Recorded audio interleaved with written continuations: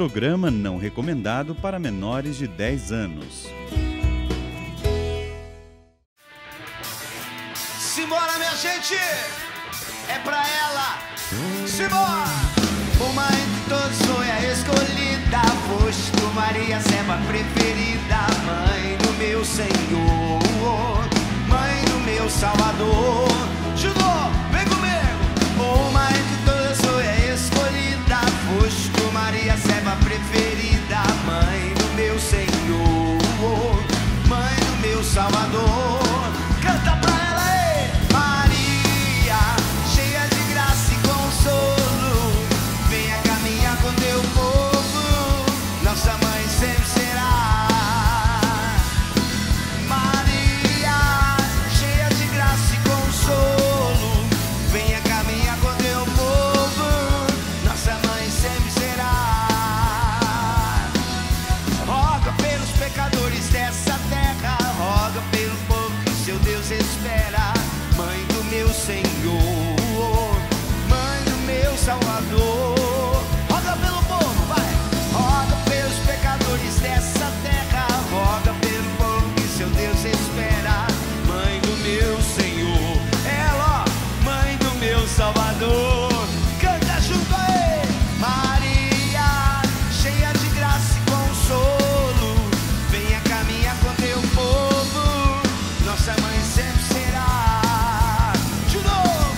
Maria, cheia de graça e consolo, venha caminhar com teu povo, nossa mãe sempre será. Só a bateria, vai! Aí. Maria, cheia de graça e consolo, venha caminhar com teu povo, nossa mãe sempre será. Todo mundo aí!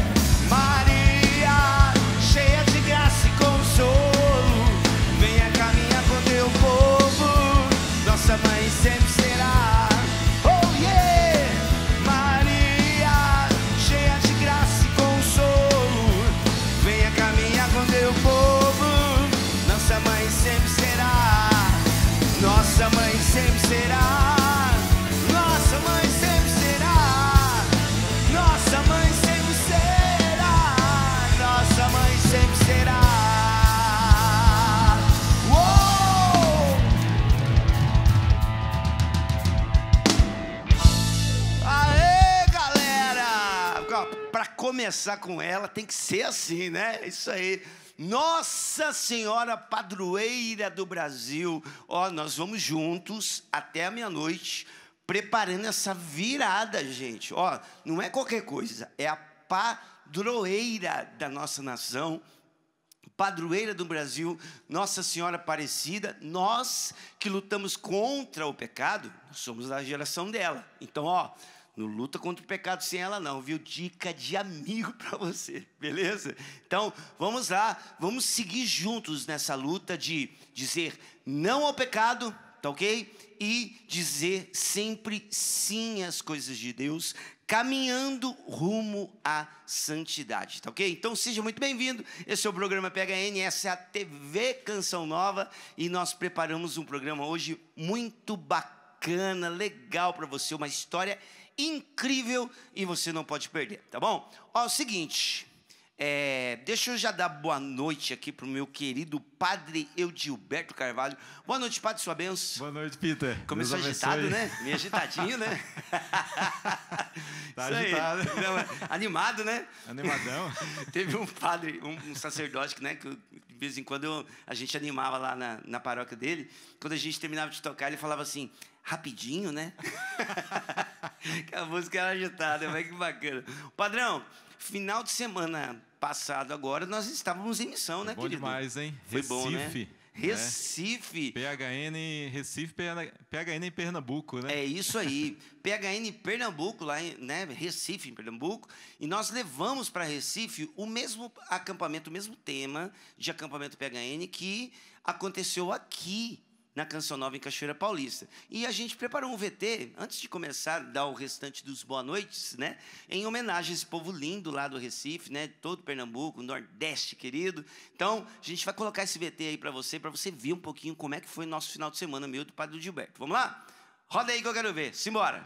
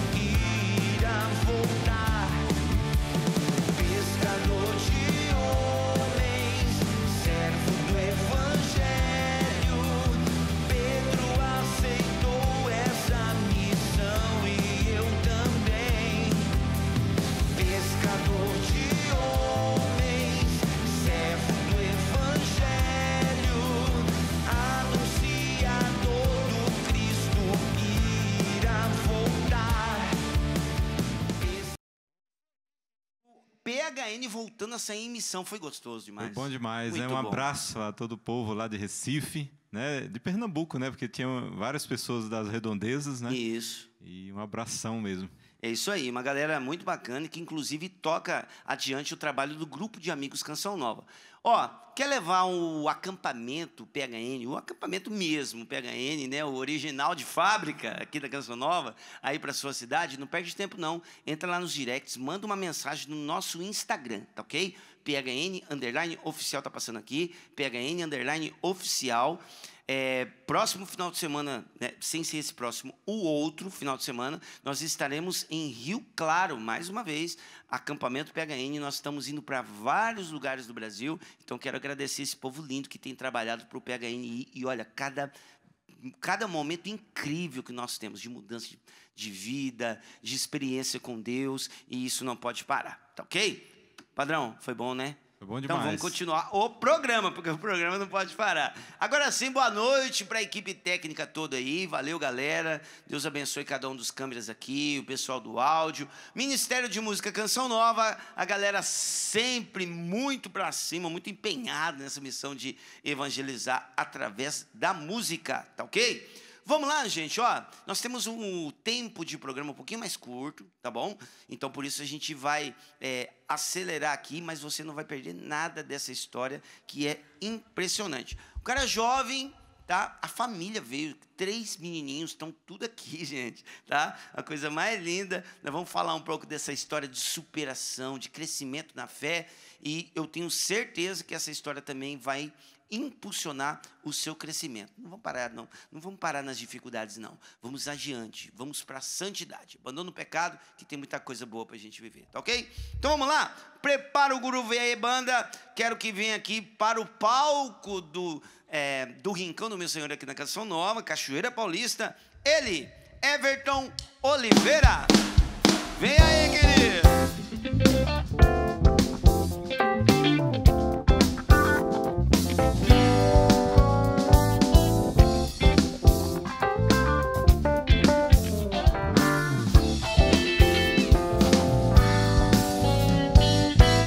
Isso aí, Everton Oliveira. Seja bem-vindo, querido. Muito boa noite. Obrigado, viu, Peter, pela acolhida, pela oportunidade. Padre, sua bênção. Deus abençoe, meu irmão. Uma satisfação estar aqui com vocês, viu? Galera da banda aí, PHN, satisfação. Muito obrigado pela oportunidade, tá bom? Isso aí, Everton. Você veio de onde, irmão? Qual cidade? Onde eu nasci ou de onde eu vim pra cá hoje? De onde você veio pra cá primeiro? Ah, eu vim de Guarulhos. Guarulhos. Ah, hoje você tá morando em Guarulhos. Moro em Guarulhos. Legal. O Everton veio aqui com a camiseta Salve Roma, né? Então nós estamos em sintonia com a igreja, né, irmão? Amém, né? Glória a Deus. Tá certo. Everton, vamos lá, vamos conhecer um pouquinho dessa história, então, porque você conta quando você era criança, cara, você tinha um toque, né? Você sabe qual foi o gatilho para esse problema? Por que ele começou e que toque que você tinha, cara? Como que é? Começa por isso aí. Vamos lá, então. Eu tô gripado, minha voz tá bem estranha, mas vou dar o máximo de mim para que eu entregue. Eu tô te entendendo super bem, cara. Maravilha. Fica tranquilo. Glória a Deus, vamos para cima. Vai lá. Então, eu fui percebendo sem saber que era um toque, né? Fui perceber depois de muito mais velho. Minha família sempre muito simples, humilde, né? Eu nasci em Pernambuco, fui criado em Guarulhos, cheguei em Guarulhos com 2 anos. Então, meu pai é operário de fábrica, minha mãe dona de casa. Então, você imagina, a gente não tinha muito recurso para saber o que era aquilo que acontecia comigo. Uhum. A memória mais antiga que eu tenho acerca disso é de 5 anos de idade. Foi quando eu comecei a tomar consciência que alguma coisa me incomodava muito e eu não sabia identificar, dar um nome àquilo. Eu falava que sentia alguma coisa dentro de mim e minha mãe imaginava alguma coisa física, né? Então, levava no médico, mas como se fosse uma dor tangível, palpável, né? Sei lá, um problema no estômago, alguma coisa nesse sentido. Mas eu sabia que não era, eu não sabia explicar o que estava acontecendo. E eu fui percebendo que as situações mais corriqueiras da vida geravam a minha dificuldade de encará-las. Para vocês terem uma ideia, assim, uma coisa que ficava muito acentuada. Eu comecei dentro da minha casa, olhava para as paredes, para o teto, tentando encontrar dentro de casa uma coisa que eu nunca tinha visto. Mas eu preciso achar alguma coisa que está aqui dentro da minha casa que eu nunca vi. né? Então, eu não falava porque parecia uma loucura, mas eu falava, "Não, beleza, eu ficava procurando." Você dava uma fugida da realidade, assim, Isso. então. Esse era o toque. Era meio que um desvio de atenção de qualquer coisa. Entendi. Um déficit de atenção muito acentuado, assim. Mas beleza, isso aí tranquilo, eu ia levando tranquilamente. Só que com o passar do tempo foi se agravando. No sentido de que eu pensava que eu não poderia viver uma experiência sozinho sem que alguém da minha confiança também vivesse ela. É meio estranho, mas era exatamente isso que acontecia. Por exemplo, meu irmão está aqui comigo hoje e ele era vítima, era o codependente do meu toque ali. Porque como a gente tem uma idade muito próxima, 1 ano e meio de diferença, então a gente sempre brincava junto, cresceu junto, era a pessoa que tinha mais proximidade de mim. Meu pai sempre trabalhava muito, então eu não conseguia dar uma atenção para perceber isso nos detalhes. Minha mãe, imagine, mãe de 5 filhos, como é puxado a rotina. Então, eu tentava refugiar para ele, né, nessa questão. Então, por exemplo, a gente estava brincando em algum lugar, eu pisava em alguma coisa na rua. Sei lá, um pacote de qualquer coisa, uma coisa fútil lá. Aí eu ficava na cabeça, eu fui o único do meu núcleo familiar ou alguém que eu confio que está perto de mim que toquei nesse papel. E eu pedia para ele pisar no papel. E ele, no começo ele até ia, não entendia muito bem porquê, achava que era brincadeira, alguma coisa desse sentido. Mas com o tempo foi ficando um negócio meio que obsessivo. Então tudo que eu tocava, eu pedia para ele tocar. Aí depois foi passando para as palavras. Eu falava alguma coisa e falava, eu não posso ser a única pessoa do meu convívio mais íntimo que falei isso. Então eu preciso que alguém desse relacionamento mais íntimo também fale. Aí eu pedia para ele falar. Aí foi um tempo que foi ficando exaustivo e ele começou a ficar com raiva disso. Porque é cansativo para quem vive junto, né? Porque, de fato, não é tão normal, né? Uma pessoa ter esse tipo de comportamento, né? E aí o seu irmão era o primeiro que sofria as consequências, então, dessa sua característica, né? Até então. Que aí foi se desenvolvendo, crescendo, mas nem você entendendo muito, porque começou muito pequeno, né? Sim. Não sabia elaborar exatamente a razão dessa situação aí.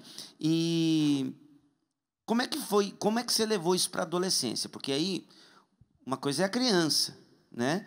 E o adolescente, porque aí tem outras pessoas, você vai se relacionar, você vai sair, você amplia o seu núcleo de pessoas próximas, que no caso é a sua casa, a sua família, para outras pessoas. Como é que você levou isso para a adolescência? Como é que você...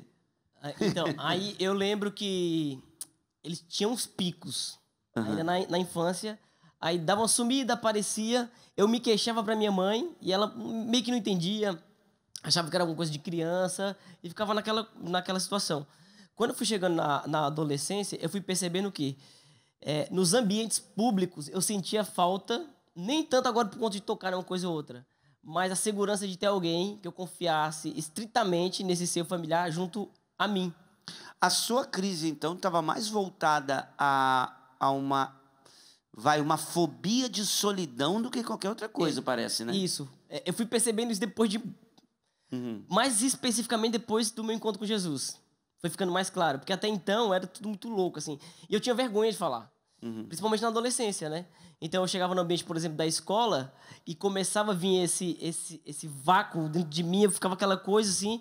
Eu procurava, não tinha ninguém perto de mim que me desse a atenção que eu esperava ter e começava a ficar desesperado. Então, por exemplo, na sala de aula, a professora está dando atenção para todos os alunos. E eu entendia também que ela estava dando atenção para mim, mas eu precisava de alguém que desse uma atenção de uma maneira mais exclusiva. Entende? Então foi gerando uma espécie de ansiedade social. Eu, antes de sair de casa, eu ficava pensando, como será quando eu estiver naquele ambiente? Eu já começava a imaginar as mais variadas situações que eu ia começar a chorar, ia passar vergonha, as pessoas iam falar e não conseguia estar naquele ambiente. Então isso tudo me travava. Eu sempre fui uma pessoa muito extrovertida, gostava de brincar, né, fazer piada.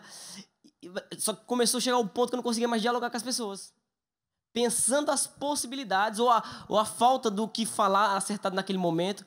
Então me preocupava de uma maneira desmedida como é que isso ia acontecer nos ambientes públicos. Né? Eu me preocupava sem freio nenhum. Por exemplo, o que a pessoa vai achar de mim?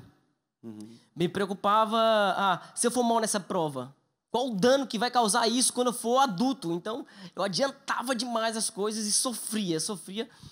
E aí, eu lembro que tinha situações assim, por exemplo, que eu estava na escola e eu tentava disfarçar, que as pessoas não poderiam perceber e tal.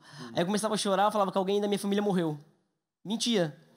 Alguém morreu, aconteceu alguma coisa lá em casa. Para não falar do problema para outras pessoas. É até mesmo porque eu não sabia explicar. Se eu fosse tentar explicar, eu falava, é doido.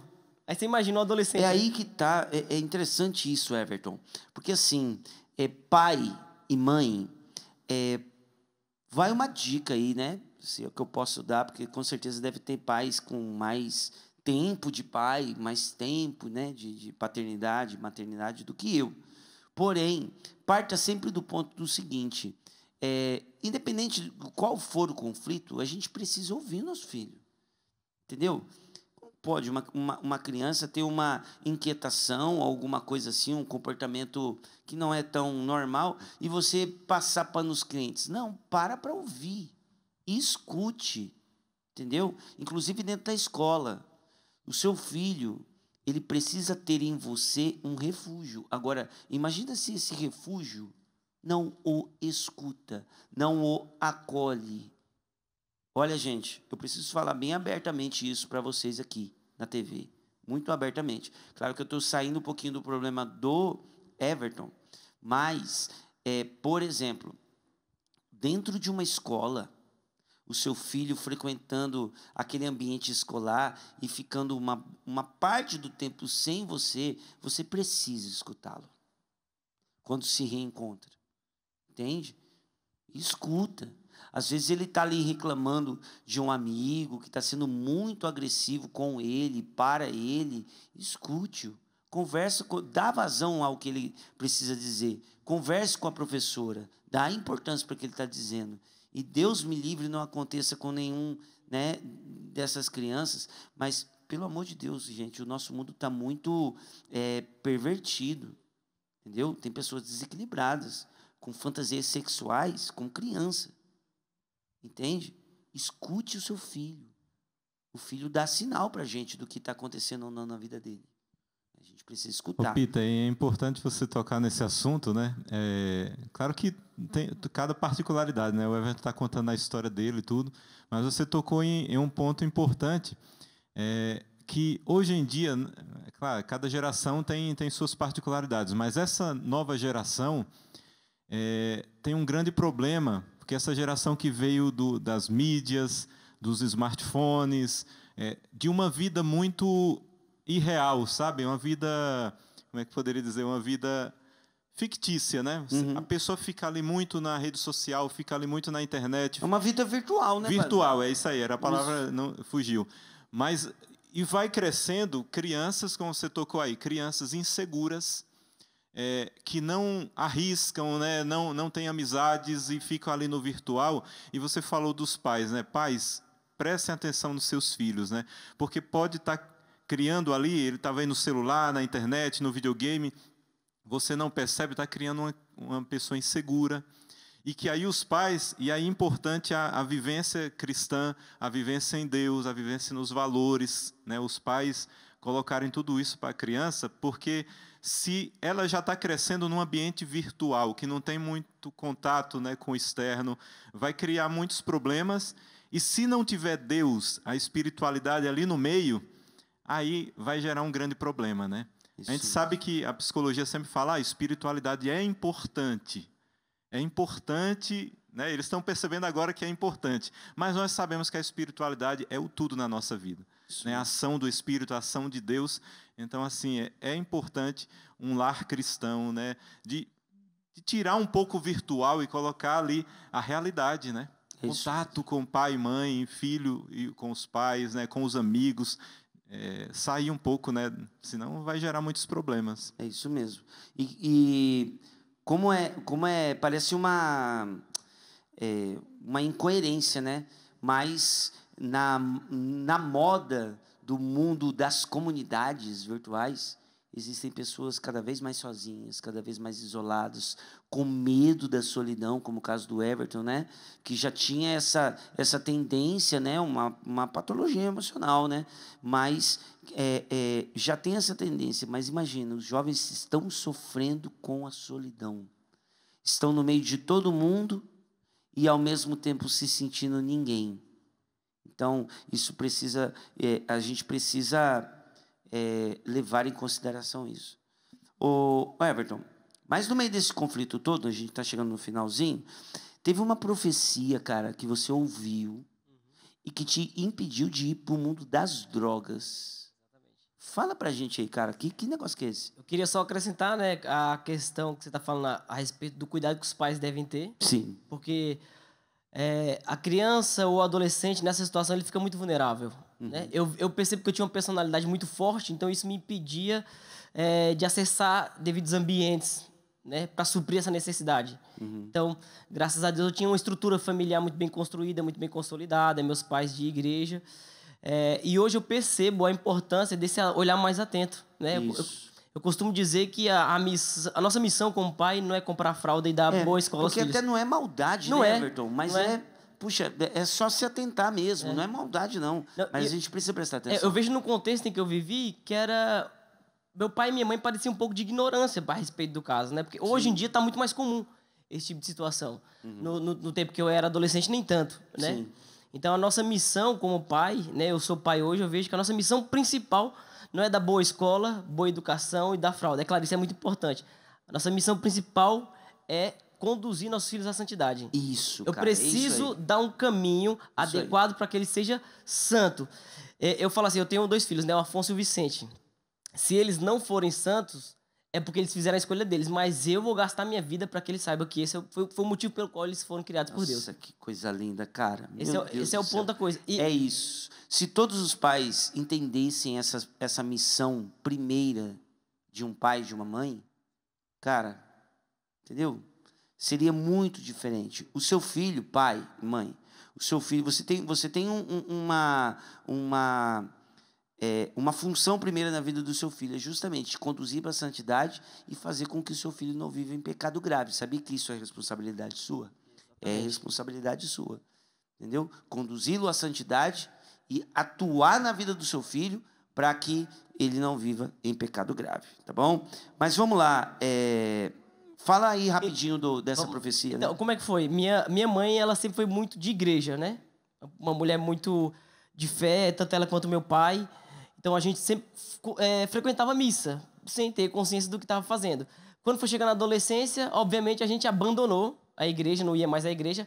Só que minha mãe, ela sempre tinha a oração como a primeira opção, não é a última. Ela não tentava de tudo e depois ia rezar para ver se Deus fazia alguma coisa, não. Ela rezava e depois buscava outras soluções. E lá em casa, ela sempre teve o costume de ouvir o programa do Padre Marcelo. Padre Marcelo Rossi. Padre Marcelo Rossi. Então, eu acordava de manhã com a música de abertura do programa, né? E eu olhava aquilo meio que um deboche. Porque, você imagina, ó, eu tinha essas crises, mas vira e mexe, elas sumiam. Aí alguma coisa parecia como um gatilho, ativava aquilo, eu entrava na crise de novo, querendo abandonar tudo, abandonar a vida. E em um desses picos, né, o mais acentuado, eu comecei a pensar, a única solução para que isso seja resolvido é morrer. Eu nunca tentei ir contra a minha vida, mas eu pensava que a morte era assim a simples solução. Comecei a perder o sentido da vida, não fazia mais sentido viver. Se fosse para viver com isso, eu falava assim, se Deus me criou, por que Ele criou dessa forma? Eu começava a questionar Deus. Você me cria para sofrer desse jeito? Então não faz sentido. Eu morro e acabo com isso. Eu lembro que eu fazia orações, Peter, né, sem saber rezar, pedindo a Deus, já, beleza, você quer que eu sofra?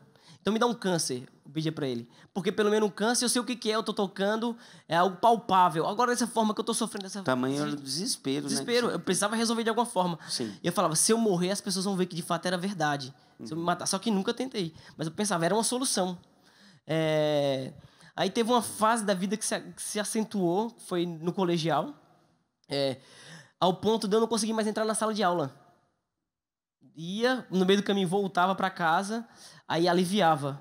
Quando estava chegando a noite, que o dia ia acabar para iniciar o outro, que eu ia ter que enfrentar de novo o dia, começava a me dar o desespero. Então, peraí. Vamos, que o nosso tempo acabou do primeiro bloco.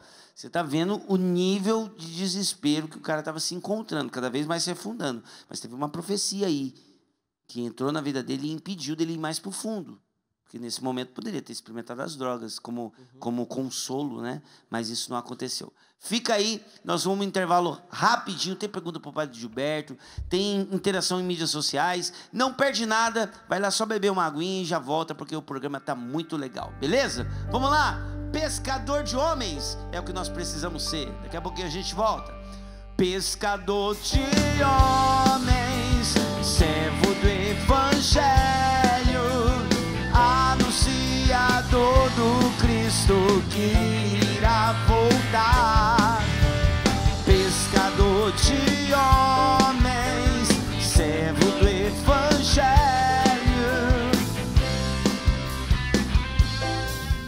e vem cantando entre nós, Maria de Deus, Senhora da paz, e vem orando por nós, a Mãe de Jesus. Manda aí, meu Padre. Oh, entre nós, Maria de Deus, Senhora da paz, e vem orando por nós, a Mãe de Jesus.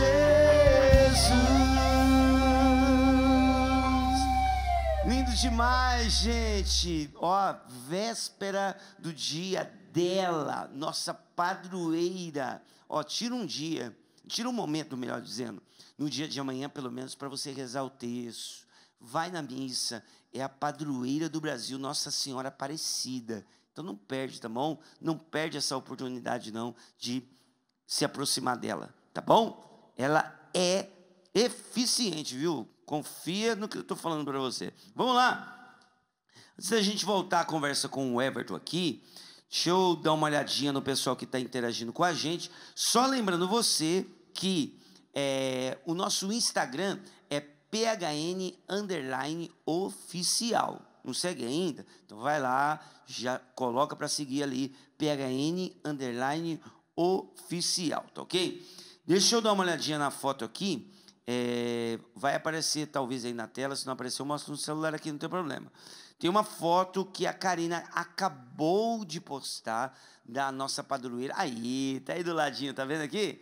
Tá aí a foto da nossa querida padroeira do Brasil. E é nessa foto que você vai interagir com a gente nessa noite, tá ok? Então, vai lá nos comentários para você deixar o seu recadinho para eu conseguir ler aqui para todo mundo, tá bom? A Carol, melhor dizendo, Carol Martins. Rogai, Mãe Aparecida, por nossas famílias, pelo Brasil, para que sejamos fiéis aos valores dos ensinamentos do seu Filho Jesus. Que oração maravilhosa, viu, Carol? Isso mesmo. Permanecemos fiéis aí aos valores que vieram passando pelos, né, de pai para filho. A nossa igreja, ela é a nossa mãe, né? Então, que Nossa Senhora, de fato, interceda por todos nós, tá ok? Deixa eu ver mais um recadinho aqui que chegou para a gente. Aqui, ó, a Maria, então, nós falamos no primeiro bloco, né? Precisamos prestar mais atenção aos nossos filhos, isso mesmo, viu, Maria? O Eduardo Natal, seu testemunho, Everton, lembra isso que acontecia comigo na escola e me isolava. Por isso nós cantamos, e isso há uma década. Ele falou que canta junto com você, cara, pelo jeito. Tamo junto, irmão. Edu Natali, de Rio Doce, Minas Gerais. Não canta junto não, né? Bom, tá falando que canta junto. Deve ser, né? Mas tudo bem. Eduardo, isso mesmo, né? São males que, de fato, né, assolam tantas pessoas. A solidão é um negócio muito difícil. Bom, vamos lá. Vamos voltar a conversa aqui com o Everton, porque tem muita muita coisa agora no segundo bloco. Como você sabe, nós estamos em época de eleitoral, né? Então, estamos aí nos encaminhando para o segundo turno das eleições. Então, nosso tempo, mais uma vez, no PHN ficou um pouquinho mais curtinho, tá bom? Então, terça-feira, até o final do mês, nós vamos ter 1 hora de programa, começando a partir das 11 horas da noite. Fechou? Então, tá bom. Vamos lá. Everton, a profecia, irmão. Você estava naquele desespero, pensando, não chegou a fato, mas pensando em até tirar a própria vida. As orações estavam bem pesadas, né? Você pedindo para Deus até um problema mais grave, para talvez as pessoas acreditarem em você, mas no meio disso tudo ainda teve uma profecia. Sim. Conta aí. Nessa época eu não frequentava a igreja, estava bem afastado, e comecei a frequentar balada, uma coisa ou outra. Comecei a entrar na vida do jovem de São Paulo, né? Balada, ficava com uma pessoa, com outra, aquela bagunça. E minha mãe ali intensificando as orações e sempre fiel ao programa do Padre Marcelo Rossi. Nessa ocasião, né, alguns amigos ali de onde eu morava conheceram as drogas e apareceram com a droga como uma sugestão para aliviar qualquer dor, qualquer problema. Só que existia um freio moral em mim por conta da educação cristã. Toda vez que eu pensava em fazer alguma coisa, eu lembrava meu pai e minha mãe falou que não. Então, eu cedia no álcool, porque era socialmente mais tranquilo, mas a droga não dava o passo. Até um dia que a gente saiu, eles usaram droga, eu não usei. E eu falei, tá aí, pode ser que isso de fato seja uma solução. Eu não estou vendo mal nenhum acontecer com eles, por que eu não vou fazer também? Né? Todo mundo fala que é ruim, que é aquela coisa toda, mas cadê o mal? Na verdade, eles se esquecem dos problemas e eu não. Eu fico aqui padecendo nisso porque me convenceram que as drogas faziam mal. E eu não consegui identificar na vida deles. Aí, acabou esse dia, eu saí tava em uma festa com eles e saí com esse pensamento na cabeça. Fui para casa. Eu falei, não, quer saber de uma coisa? Meu problema vai acabar amanhã. E a solução vai ser a mesma que a deles. Eu vou experimentar maconha. Né, vou ver como é que é. E deitei, né, certo disso. Os meninos iam se encontrar, né, a determinada hora do dia seguinte, para usar droga, e eu falei, eu vou lá também. Aí, deitado na cama, acordei com o Padre Marcelo fazendo uma profecia. E eu fiquei meio atordoado, porque não sabia se era para mim ou não, mas tudo casava muito bem. Só que depois que ele concluiu a profecia, né, veio uma certeza no meu coração. Então, o que aconteceu? Eu estava dormindo ainda, meio sonolento, e ele falou assim, ó, é você mesmo, você está acordando agora, desse jeito. Você é um jovem que tudo que você fizer na sua vida, você vai fazer com muita intensidade. Inclusive, usar drogas. Ele falou assim, eu falo em nome de Jesus, se você for, você não volta. E você vai num grau mais profundo do que todos aqueles que você viu usando droga. Quer um conselho? Não faça isso. Você é livre para você ir. Mas saiba, se você for, você não volta mais. Eu fiquei meio atordoado, sem saber se de fato era para mim, mas tudo dizia que era. Descreveu você, né? Foi. E quando acabou a profecia, o programa seguiu, caiu sobre mim um temor. Um medo da presença de Deus. E eu fiquei com aquilo na cabeça. Onde quer que eu vá, aquele que me viu nessa situação me verá fazendo todas as outras coisas. Isso aconteceu, eu não fui. Eu até me desvinculei dessas amizades no decorrer do tempo e tal. Mas não comecei a buscar a Deus. Não foi uma conversão que você teve ainda, mas te impactou. Me impactou. Ao ponto de você falar, não, de fato, não posso continuar por esse caminho. Eu percebi que, de alguma forma, Deus me preservava, né, para o que Ele queria fazer na minha vida. Não sabia muito bem o quê. Não tinha um grupo que eu pudesse me achegar para poder saber mais sobre a fé. Né? Os grupos da paróquia que tinha não me atraíam, eu não sentia desejo de ir, era um negócio muito estranho. E eu pensava assim, vou ficar por aqui mesmo. Mas teve uma coisa que aconteceu na sua casa que te impulsionou para ir. Isso. O que aconteceu? Aí passou o tempo, né, nessa situação, tentando administrar entre quedas e levantamentos, né, na minha vida. Entrei na faculdade, estava cursando a faculdade ali, segundo semestre ainda, de publicidade, propaganda. E um amigo que fazia parte de um grupo da igreja chamado Jovens Sarados começou a ficar no meu pé. Falou assim, ó, você tem que ir no grupo comigo, uma noite de sábado e tal. E... Ô, gente, é impressionante. O PHN é cheio dessas histórias do nego que gruda no pé do outro, padre. Mas... E fala, você vai ter que ir. Esse pessoal que leva para retiro tem que ser um povo que beira a chatice, né, padre? Para conseguir levar o caboclo, né? Santas pessoas que levam esses Mas é bom jovens, que Deus se utiliza dessas pessoas aí, não né? para, né? Não para. Vamos, até que vai, né? Então, um incentivo para você aí. Ó, é assim mesmo, viu? A gente beira a chatice, às vezes, para poder levar. Mas aí insistiram com você. E no alto nível, assim. Aí ele me insistia pra mim no retiro. Eu falei, jamais vou ficar 4 dias no retiro. Não tem como, não faz sentido, não tem cabimento pra mim. Aí ele falou, então vamos só uma noite de sábado no grupo. Eu fui e odiei. Achei horrível. Eu falei, não, é muito cafona, não combina, não conversa comigo. E não quis mais saber. A gente era muito próximo e foi se afastando por conta da insistência dele. Que se tornou um negócio chato, assim, pesado. E, beleza, aí ele parou de falar disso comigo, porque viu que não tinha jeito. E vida seguiu. Já mais perto do final da faculdade, aconteceu um incidente, com a minha família. O que aconteceu? Esse tempo eu trabalhava na indústria farmacêutica como representante, né?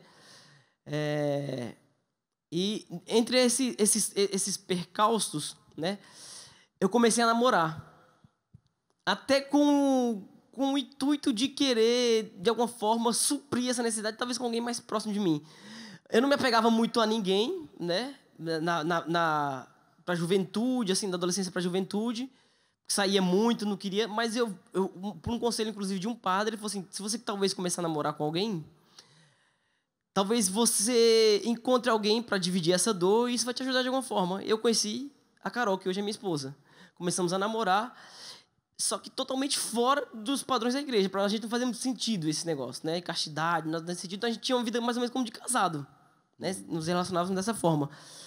E a gente tinha uma rotina. A gente voltava da faculdade, geralmente, e ela ia para minha casa, dormia lá, a gente ficava desse jeito. E no dia que aconteceu o acidente, foi um dia comum como esse. Então a gente voltou da faculdade, fomos para casa dos meus pais, dormi lá. Só que no dia seguinte, ela iniciaria no primeiro dia de trabalho dela. Então eu tive que levantar mais cedo para levar ela na casa dela, para ela poder se preparar para ir para o trabalho, e voltei para minha casa, que era perto. Falei, vou dormir mais um pouquinho, para daqui a pouco eu levantar e ir trabalhar. E normal, deitei. Daqui a pouco escutei um estrondo muito grande. Um barulho, assim, que não fazia muito sentido, como se fosse uma bomba explodindo. Só que até então eu estava dormindo, então eu acordei sem entender nada, atordoado. Só que começou a subir uma fumaça e eu não conseguia enxergar o que estava acontecendo. Né? A princípio, fiquei meio parado. Daqui a pouco veio outro estrondo. Caindo tudo, assim. Eu sei, hoje eu falo que é caindo tudo, porque hoje eu sei o que foi que aconteceu, mas na ocasião eu não sabia. Falei, o mundo tá acabando, eu tô morrendo, sei lá. Não sabia se estava sonhando, se estava acordado. Começou a cair um monte de coisa e eu senti um cheiro de diesel muito forte em mim. Eu sem entender nada porque eu não conseguia enxergar. Era uma poeira de tal modo que eu só via uma nuvem branca. Por isso eu não conseguia entender, né? Aí a poeira foi baixando e eu comecei a escutar gritos. Vai explodir, uma multidão gritando, vai explodir. E eu sem entender nada. Aí eu peguei e dei um grito para ver se eu acordava. Porque eu estava atordoado, meio cambaleando, sujo de concreto, essas coisas assim, sabe? De alvenaria. Você estava sozinho em casa? Não sabia quem estava em casa. Não sabia. Aí, quando foi baixando a poeira, eu fui tentar andar, bati, meio que esbarrei no pneu de um caminhão. Aí, quando eu olhei assim, aí eu comecei a entender que tinha caído um caminhão dentro da minha casa. Meu Deus, cara. Um caminhão trucado com 12 toneladas de papel. Jesus Cristo. E eu comecei a ficar desesperado porque eu imaginei, minha mãe está em casa, meu irmão está em casa e eu não via nada. Eu só via destroço e o caminhão em cima. Eu falei, morreu todo mundo, ficou só eu. Só que eu tentava passar e não conseguia. Você encostou sua cabeça no pneu do caminhão? No caminhão. Meu pai do céu, cara, você é um milagre. Não, aí vai vendo. Aí eu peguei e comecei a gritar, mãe, Eltinho, que é o meu irmão Elton, né? E minha mãe respondia, minha mãe, filho, eu tô bem, só que seu irmão tá preso nos escombros. E eu gritava ele não respondia. Aí comecei a ficar desesperado. E eu não conseguia ir até o lugar que ele estava, por conta da bagunça toda. Um monte de fio pendurado, a galera gritando que ia explodir, mas ninguém entrava para ajudar. E eu fui tentando passar e não conseguia, começou a dar desespero, porque as vozes vai explodir, eu esperava a qualquer momento tudo ir pelos ares ali, né? Aí, quando a poeira baixou, eu vi uma fresta de luz embaixo dos escombros, assim, meio que onde era a janela. E consegui passar por baixo do caminhão. E quando cheguei no lugar que seria o quarto dele, o caminhão tava... Pra vocês entenderem, é que é meio confuso contando. É que a minha casa, ela fica numa parte mais baixa e do lado, na lateral, tem uma rua que sobe, assim. Então, o caminhão tava numa empresa que tá no alto dessa ladeira. E alguém que não tinha habilitação para isso foi mexer no caminhão, aí deu uma ré. Quando o caminhão bateu no muro, esse primeiro barulho foi um muro da empresa caindo em cima da minha casa. A pessoa pulou do caminhão e depois o caminhão desceu. Aí na hora que ele bateu no chão, foi esse estouro, ele foi arrastando tudo que tinha pela frente e foi levando embora. Geladeira, tudo, acabou com tudo, assim. Aí, imagine aqui, ó. Ele tá nessa altura, minha casa aqui embaixo, ele bateu primeiro aqui no chão, correto? Certo. Aí ele saiu arrastando. Quando ele ia cair o resto do peso em cima, enganchou o baú do caminhão numa coluna da casa da vizinha. E ele ficou pendendo para cair, não caía. Meu irmão tava nesse vão embaixo. Meu Jesus Cristo, cara. E o caminhão balançava. E aí eu cheguei e perguntei, você tá bem? Ele falou assim, eu tô bem, só que eu tô preso, eu não consigo sair. E eu peguei e comecei a chutar, porque o caminhão tava pressionando a última parede em pé do quarto dele. Jesus Cristo. E quando eu batia, o caminhão balançava, fazia o barulho dos ferros, o negócio, e falou assim, não faz isso, não vai cair em cima de mim, já era. Só que ao mesmo tempo o pessoal tava gritando que ia explodir. Eu falei, então é melhor tentar derrubar a parede para chegar até ele do que explodir e morrer todo mundo. Então eu comecei a bater. Aí tinha um pedreiro trabalhando numa casa ao lado, viu meu sufoco e veio me ajudar. A gente conseguiu derrubar a parede, o caminhão balançava e não caía. A gente vendo o caminhão balançar e começamos a tirar os escombros. Em cima deles, umas placas de concreto do tamanho desse palco aqui. E a gente não conseguia entender como é que ele não estava morto. Daí, quando tirou, ele estava todo ensanguentado, a gente só via sangue na cara dele. Tiramos ele daquele furdúncio lá, a família toda, e a vigilância civil, né, chegou. Defesa Civil chegou, interditou 10 casas para a esquerda, 10 casas para a direita, e a gente não podia mais ter acesso a nada da casa. A gente saiu com a roupa do corpo. Vocês saíram vivos dessa situação? Vivos, todo mundo vivo, sem nada, sabe? Zero. A roupa toda molhada de diesel e escombro, é o que a gente tinha naquele momento. Cara. Meu Jesus Cristo. Meu irmão. Isso impactou você com relação a Deus, cara? Porque uma situação... Pelo amor de Deus, né, cara? Foi um milagre. Um milagre. E na situação, eu lembro que eu fiquei meio revoltado. E eu falava pra minha mãe, tá vendo aí, ó, você vive na igreja, servindo a Deus, olha o que a gente ganha. E a situação ficou nesse sentido.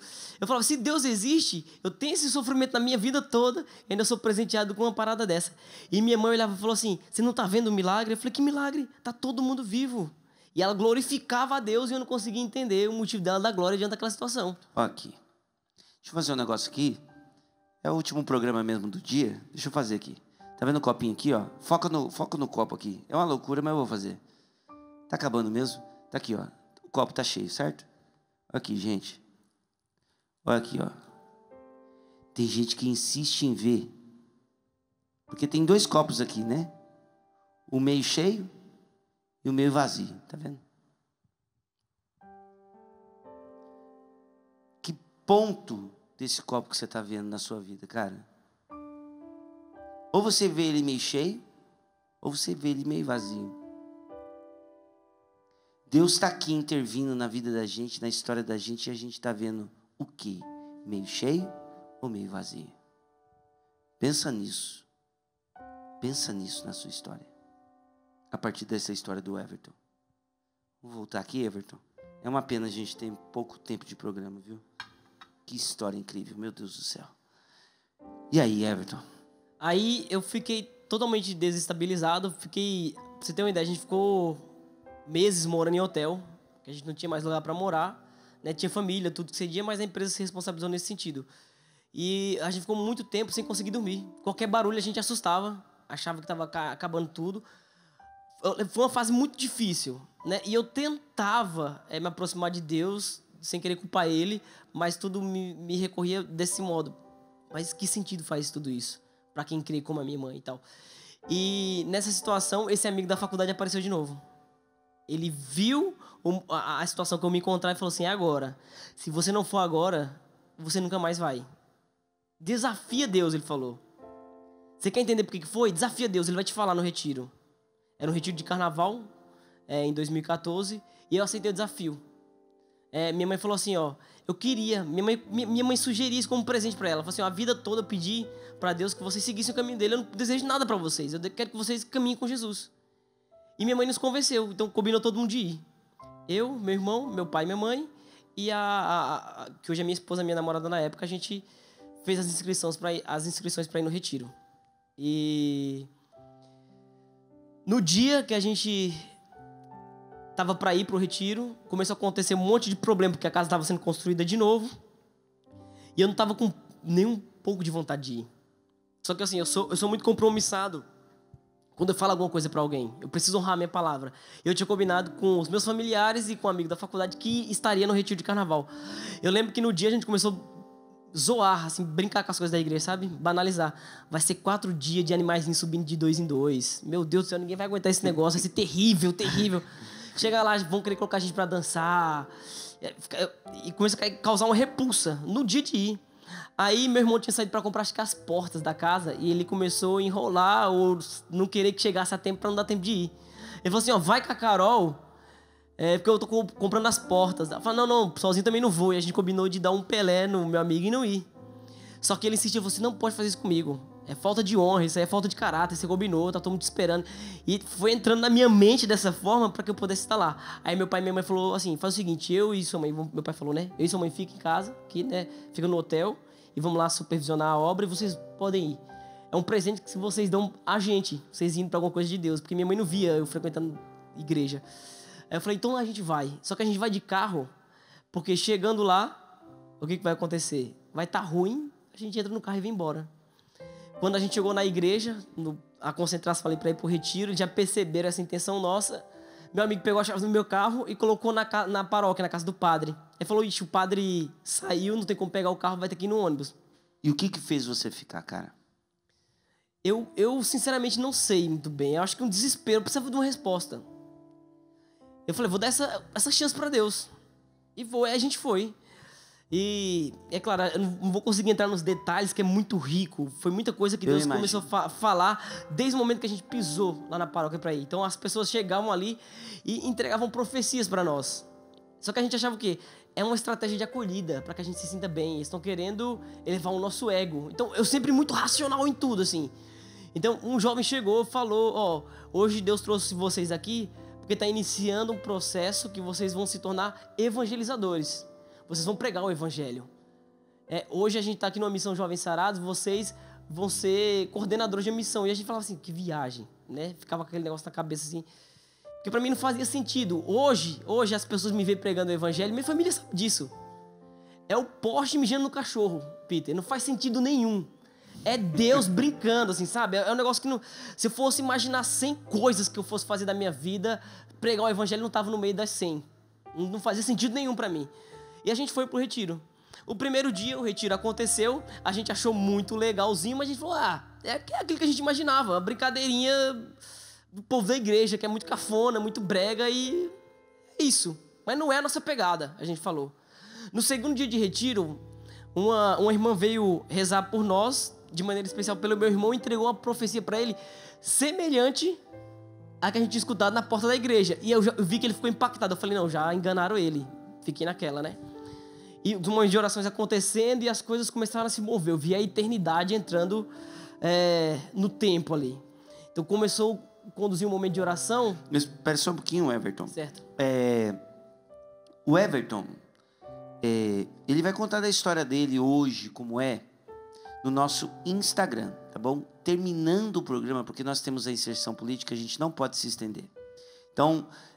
terminando o programa PHN, faz o seguinte, nós vamos ter mais um tempinho no Instagram ao vivo. Eu vou começar uma transmissão ao vivo só para contar um pouquinho do Everton hoje, como ele tem vivido hoje a vida dele com Deus, tá bom? Mas ele vai só concluir essa história de como ele se encontrou com Deus no retiro, e aí no Instagram a gente começa a falar como foi essa mudança na vida dele a partir de então no Instagram, tá bom? Então me acompanha, a gente saindo do ar aqui na TV, a gente entra no Instagram, tá ok? Porque eu sinto que você precisa ouvir essa história até o final. Pode continuar. Boa. Aí, num determinado momento de oração, a pessoa que estava conduzindo a oração começou a ministrar e começou a nos motivar a desafiar Deus. Deus está vivo, a pessoa falava. E você pode experimentar ele aqui hoje. Desafie ele. E eu meio receoso. Aí ele falou assim, sua casa pode ter caído. Literalmente. Mas agora é a hora. Desafie Deus. Nossa, como Deus é preciso, né, cara? E eu comecei a ficar, balançado com aquilo. Aí o retiro foi acontecendo e eu muito resistente. Ninguém sabia dessa história ali no retiro. Só o amigo que tinha me levado. Ele conhecia com mais intimidade. Aí eu meio receoso com aquilo tudo. Eu falei, estão criando um ambiente para causar uma comoção emocional em mim. Razão o tempo inteiro você. Sempre fazia muito sentido aquilo. Aí começou um momento de procissão com Jesus crucificado. E Jesus ia passando no meio da galera e o pessoal ia tocando em Jesus. Aí a minha cabeça mundanizada, até com os viés protestantes, comecei a questionar. O pessoal tá tocando uma imagem, é madeira. Meu Deus, não faz sentido nenhum isso aí. Aí eu peguei e cruzei meus braços. E do meu lado tava meu irmão e a minha esposa, que era minha namorada na época. E eu falei, eles não vão tocar, eu também não vou tocar. Não faz sentido. Só que todo mundo foi tocando e quando chegou neles, eles tocaram no crucifixo. Eu comecei a pensar, nossa, se eu não tocar, vão achar que eu tô com um demônio ou alguma coisa do tipo, eu vou chamar mais atenção. Mas eu não queria tocar. Então, é engraçado que essas coisas acontecem na ocasião e a gente não consegue verbalizar, porque tá além daquilo que a nossa consciência consegue compreender, né? Nossa mente. É o sobrenatural, é o eterno tocando o temporal. Então, quando Jesus chegou diante de mim, depois de um tempo eu consegui verbalizar. Eu não conseguia falar, Peter, não fazia muito sentido para mim. E eu pensava o quê? Que meus braços estavam travados. Eu sempre contei isso. Meus braços estavam travados. E eu fui tentar tocar em Jesus, não conseguia. E quando eu fui rezar para estar aqui hoje, Deus foi me dando cada vez mais clareza a respeito. E eu percebi o quê? Que, na verdade, eu não queria tocar. Meus braços estavam travados. E eu, por iniciativa humana, queria tocar, mas não conseguia porque meus braços estavam travados. Olha, mas você tocou a imagem. Tocou o crucifixo. Mas como aconteceu isso? Eu tentava e não conseguia, fiquei naquela briga. Quando a pessoa parou de fato na minha frente, eu escutei Jesus falando comigo. Então nós vamos ouvir o que aconteceu no Instagram, porque infelizmente o nosso programa chegou ao final. Só que o que eu preciso dizer para você é o seguinte, antes da bênção do padre. Uma coisa eu vou dizer para você. Dê uma chance para Deus. Deixa eu olhar aqui, foca em mim aqui, que eu quero dizer para você que está nos acompanhando agora. Dá uma chance para Deus. A gente é razão demais, sabe, gente? Dá uma chance para Deus. Tá bom? Sua bênção, Padre. E aqui do lado da imagem, Nossa Senhora Aparecida, padroeira do Brasil, pedindo essa bênção para cada um que nos acompanha, por todo o povo brasileiro, pela nossa nação. O Senhor esteja convosco. Ele está no meio de Por intercessão de Nossa Senhora Aparecida. Abençoe-vos o Deus Todo-Poderoso, Pai e Filho e Espírito Santo. Amém. No Instagram, viu, gente? No Instagram, nós vamos continuar essa conversa rapidinho aqui, beleza? Até mais, Brasil! Até a próxima terça-feira, se Deus quiser. E vem cantando em